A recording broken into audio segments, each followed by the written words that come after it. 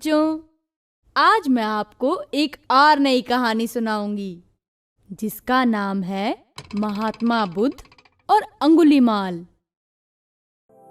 बहुत समय पहले सोनापुर नाम का एक गांव हुआ करता था।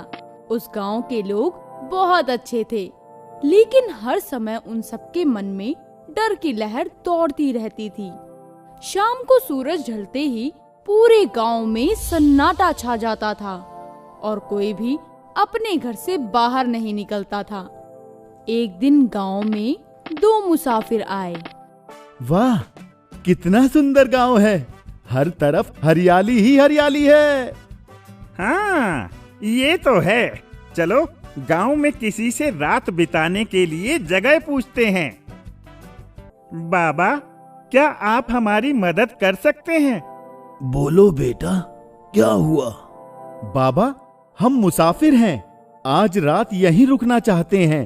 क्या आप यहाँ रुकने के लिए कोई जगह बता सकते हैं? बेटा, पास में मेरा घर है, तुम दोनों वहाँ ठहर सकते हो।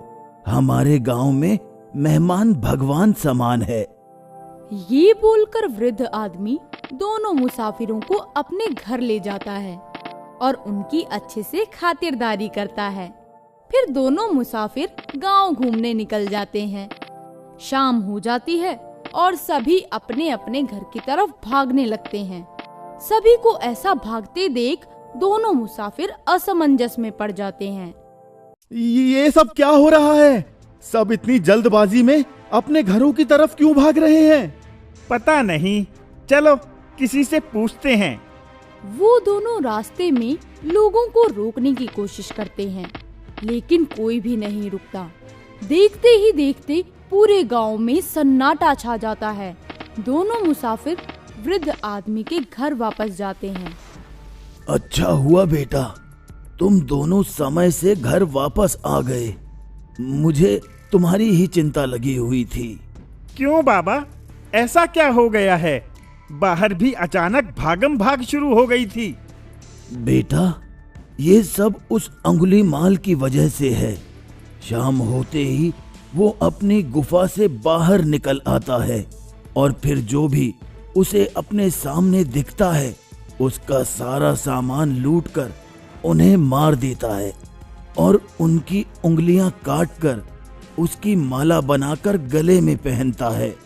इसलिए शाम होते ही सभी गांव वाले बिना किसी देरी अपने अपने घरों में चले जाते हैं। वृद्ध आदमी की बात सुनकर दोनों मुसाफिर बहुत डर जाते हैं। ये हम कहाँ फंस गए? इसके बाद दोनों मुसाफिर अंगुलीमाल के डर की वजह से रात भर सो नहीं पाते और सुबह होते ही दोनों गांव छोड़कर चले जाते हैं। ऐसे ही दिन पर दिन बीतते जाते हैं, लेकिन सोनापुर गांव में अंगुलीमाल का खौफ और आतंक जरा भी कम नहीं होता, जिसकी वजह से सारे गांव वाले हमेशा परेशान रहते हैं। एक दिन कुछ गांव वाले एक मंदिर में इकट्ठा होते हैं और भगवान से प्रार्थना करने लगते हैं। हे भगवान, हमारी मदद करो। भगवान, कृपया हमें जल्द ही इस अंगुलीमाल से छुटकारा दिला दीजिए। हम पर कृपा कीजिए भगवान। कोई चमत्कार दिखाओ भगवान। ये बोलते हुए सभी गांव वाले परेशान और उदास मंदिर में खड़े रहते हैं। तभी उन्हें मंदिर के बाहर से एक आवाज सुनाई देती है। कोई है क्या? कुछ समय के लिए हम यहाँ शरण ले सकते हैं। आवाज सुनकर सभी लोग मंदिर से बाहर आते हैं और महात्मा बुद्ध को देखकर बहुत खुश हो जाते हैं। वह उनका स्वागत करते हैं और उनकी आवभगत में लग जाते हैं। सभी बहुत खुशी से बुद्ध की सेवा करते हैं, लेकिन बुद्ध गांव वालों की इस खुशी के पीछे छुपा दुख और डर पहचान लेते हैं। आप सभी इतने परेशान और उदास क्यों हैं? क्या कोई बात है जो आप सभी को परेशान कर रही है? महात्मा जी, हमारा पूरा गांव बहुत परेशानी में है और उसी वजह से सभी गांव वाले बहुत ज्यादा चिंतित रहते हैं। हर शाम उसके आने का खतरा बना रहता है, जिसकी वजह से हमारा दैनिक जीवन बहुत प्रभावित होता है। आप सभी इतने ज्यादा भयभीत हैं कि कोई भी सही तरीके से कुछ भी बता नहीं पा रहा है। पहले आप शांत हो जाइए और फिर हमें पूरी बात बताइए। महात्मा बुद्ध की इस बात पर सभी शांत हो जाते हैं। फिर उनमें से एक आदमी खड़ा होकर शांति से महात्मा बुद्ध को अंगुलीमाल और उसके आतंक के बारे में पूरी बात विस्तार से बताता है। आप सब परेशान मत होइए, बहुत ही जल्द आप सबको अंगुलीमाल के आतंक से छुटकारा मिल जाएगा। महात्मा बुद्ध की बात सुनकर सभी गांव वाले शांति से अपने अपने घर चले जाते हैं। अगले दिन सुबह से सभी गांव वाले अपने कामों में व महात्मा बुद्ध की सेवा में लग जाते हैं। देखते ही देखते दिन बीतता है और शाम होते ही महात्मा बुद्ध जंगल की तरफ निकल जाते हैं। महात्मा बुद्ध को आते देख अंगुलीमाल उन्हें मारने के लिए खड़ा हो जाता है, लेकिन बुद्ध अंगुलीमाल की तरफ ना देखते हुए सीधा आगे बढ़ जाते हैं। अंगुलीमाल से ये सब सहा नहीं जाता और वो बुद्ध के पीछे भागने लगता है। सन्यासी, मुझसे बचकर कहाँ जा रहा है? वहीं रुक जा, आज तुझे मुझसे कोई नहीं बचा सकता। अंगुलीमाल ये सब बोलता हुआ बुद्ध के पीछे पीछे भाग ही रहा होता है कि तभी एक तेज चमक उसकी आंखों में पड़ती है और वो अपनी जगह पर रुक जाता है।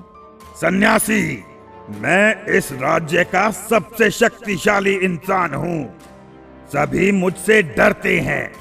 तुम्हारे पास जो भी माल है जल्दी से निकाल दो, नहीं तो अपनी जान से हाथ धो बैठोगे।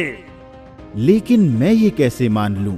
मुझे इस बात पर यकीन दिलाने के लिए तुम्हें ये साबित करना होगा कि तुम ही इस राज्य के सबसे शक्तिशाली इंसान हो।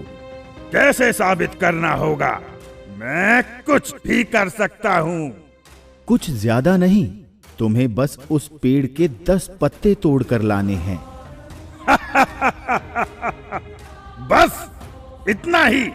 ये तो बहुत ही आसान है। ये लो 10 पत्ते। पत्ते तो तुमने तोड़ लिए, लेकिन तुम सबसे शक्तिशाली हो वो हम तभी मानेंगे जब तुम इन पत्तों को दोबारा पेड़ पर लगा दोगे। टूटे हुए पत्ते कभी वापस पेड़ पर लगते हैं क्या? जब तुम इन पत्तों को वापस जोड़ नहीं सकते तो तुम सबसे शक्तिशाली कैसे हुए?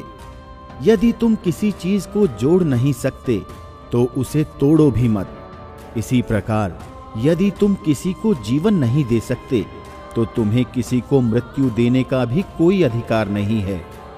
महात्मा बुद्ध की बातें सुनकर अंगुलीमाल को उसकी गलतियों का एहसास हो जाता है और वो अपने सभी गलत काम छोड़कर महात्मा बुद्ध का शिष्य बन जाता है। वह उसी गांव में रहकर सभी की सेवा करने लगता है। हेलो दोस्तों, आप सभी को कहानी कैसी लगी? हमें कमेंट्स कर जरूर बताना। हमें आपके कमेंट्स का इंतजार रहेगा। तो बच्चों, इस कहानी से हमें ये शिक्षा मिलती है कि कोई भी इंसान कितना भी बुरा क्यों ना हो, सही ज्ञान और सही सीख किसी का भी हृदय परिवर्तन कर सकते हैं। दोस्तों, अगर आपको ये वीडियो पसंद आया हो तो इसे लाइक करें, चैनल सब्सक्राइब करें और हमारे कार्टून शोज सबसे पहले देखने के लिए बेल आइकन दबाना ना भूलें।